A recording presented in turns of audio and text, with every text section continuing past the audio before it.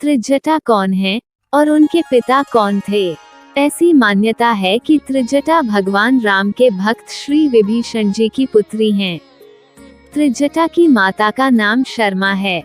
त्रिजटा रावण की भतीजी थी तथा राक्षसी त्रिजटा का वंशगुण था, जबकि राम भक्ति उसका पैतृक गुण था, जो त्रिजटा को उसके पिता विभीषण जी से प्राप्त हुआ था। भगवान राम के अनन्य भक्त विभीषण जी के केवल एक ही संतान थी, और वह भी विभीषण जी की तरह ही एक राम भक्त थी। विभीषण जी की कन्या का नाम त्रिजटा था। विभीषण की पहली पत्नी का नाम शर्मा था, जो कि त्रिजटा की मां थी। लेकिन रावण के वध के बाद मंदोदरी ने रावण के छोटे भाई और लंका के नए राजा विभीषण से विवाह कर लिया था। ऐसी कहानी लोग बताते हैं। उत्तर प्रदेश के बनारस में लंका की त्रिजटा का एक मंदिर है, जो कि काशी विश्वनाथ मंदिर के करीब है। मान्यता है कि जब सीता माता पुष्पक विमान में बैठकर अयोध्या आ रही थी, तब त्रिजटा भी उनके साथ आई। माता सीता के कहने पर वह बनारस में रहकर भगवान शंकर की आराधना में लीन हो गई। बनारस में त्रिजटा मंदिर में त्रिजटा को देवी के रूप में पूजा जाता है।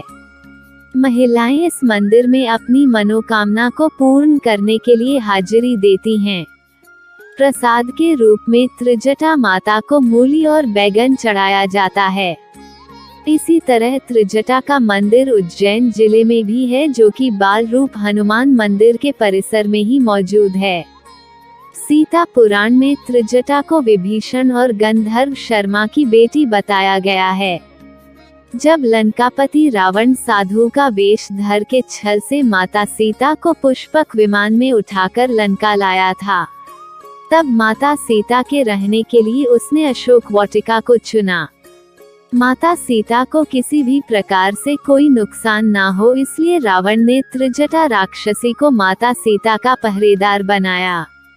त्रिजटा अशोक वाटिका में पहरा देने वाली सभी रक्षासनों की मुखिया थी। उसके आदेश पर ही सभी अपने कर्तव्य का निर्वहन किया करते थे।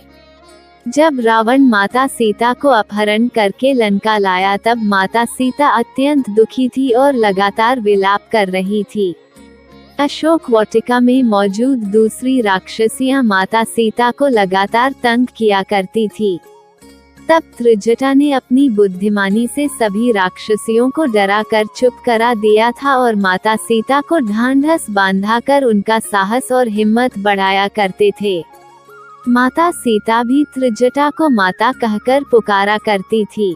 त्रिजटा की वजह से ही माता सीता राक्षसों की उस लंका नगरी में रह पा रही थी, क्योंकि त्रिजटा लगातार उनकी हिम्मत को बढ़ाया करती थी और आशा की किरण को बुझने नहीं देती थी।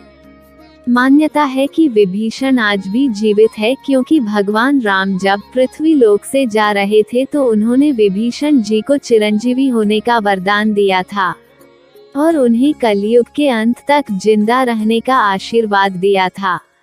मान्यता है कि ब्रह्म मुहूर्त में वह अयोध्या आते हैं और भगवान राम की पूजा करके रामेश्वरम जाते हैं और रामेश्वरम से वापस लंका चले जाते हैं। आवागमन के लिए वह वायु की चाल से हवा में हनुमान जी की तरह विचरण करते हैं।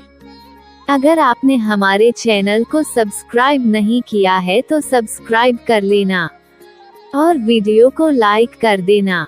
कमेंट बॉक्स में जय श्री राम जरूर लिखना।